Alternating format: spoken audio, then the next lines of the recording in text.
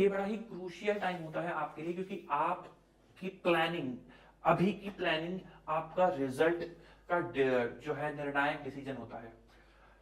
आपको कई सारे लोग पूछते हैं क्या लगाएं, स्ट्रेटेजी कैसे लगाएं, क्या करें। तो देखो, मेरे को इतना लगता है कि आपको मुझसे ज्यादा पता है कि आपको किस तरीके से पढ़ाई करनी है। कुछ लोग मॉर्निंग उठ के पसंद करना प्रेफर करते हैं, क्योंकि उनकी फैमिली कंडीशंस कुछ इस तरीके से। जैसे मैं एक मॉर्निंग पर्सन हूं, तो मैं सुबह उठ के पढ़ाई करता था, मेरे से रात को पढ़ाई नहीं होती थी। बट इसका मतलब ये नहीं कि रात को पढ़ाई करना बेकार है। बट हाँ, आपकी स्ट्रेटेजी में क्या चीजें होनी चाहिए, जो मेरे को लगता है एक स्ट्रेटेजी में होनी चाहिए, जो मैं हमेशा यूज करता था, जो मैं आज भी यूज करता हूँ, कि आपका प्लान हमेशा रिटर्न होना चाहिए।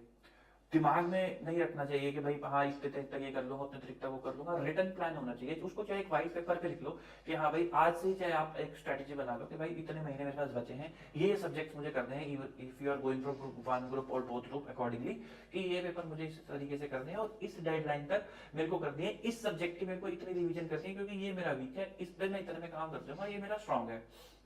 हर एक एक रिवीजन जैसे जैसे आप बढ़ाते जाओगे, वैसे वैसे आपके कॉन्सेप्ट ब्रश अप होते जाएंगे, आपकी स्पीड एंड एक्यूरेसी बढ़ती जाएगी।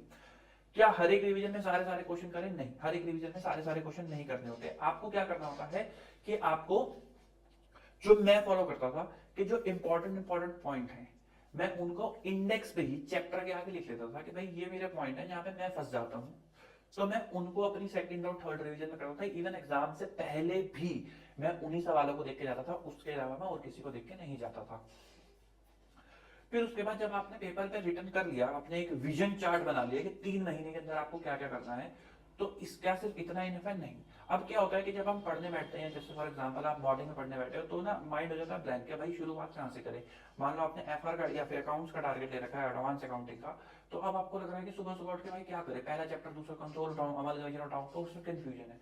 तो उसको एक मिशन स्टेटमेंट उसको बना लो छोटे छोटे पार्ट में, कि भाई आज जैसे रात को ही मैं क्या करता हूँ, मैं रात को ही अपना एक टू डू बना लेता हूँ कि कल मेरे को ये टास्क करने हैं और इस हायरार्की में करने हैं, कि मॉर्निंग तक मैं ये निपटा लूंगा और इवनिंग आफ्टरनून तक मैं ये कर लूंगा। उससे क्या होता है कि आपके माइंड को क्लैरिटी रहती है मॉर्निंग में जब आप बैठे हो या रात को जैसे भी आप पढ़ने बैठे हो, कि मुझे इस फ्लो में ही काम करके चलना है।